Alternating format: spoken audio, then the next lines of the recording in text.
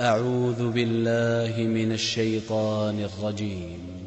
قل يا أهل الكتاب تعالوا إلى كلمة سواء بيننا وبينكم ألا نعبد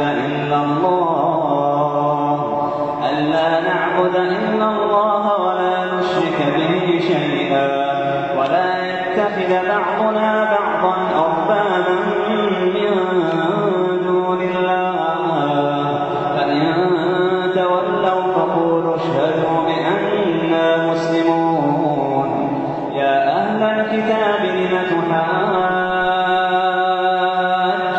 في إبراهيم وما أنزلت التوراة والإنجيل إلا من بعده أفلا تعقلون.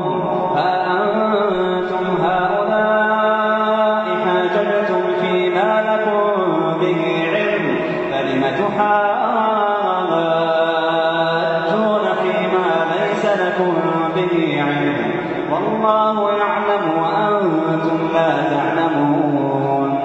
ما كان إبراهيم يهوديا ولا نصرانيا ولكن كان حنيفا مسلما وما كان من المشركين.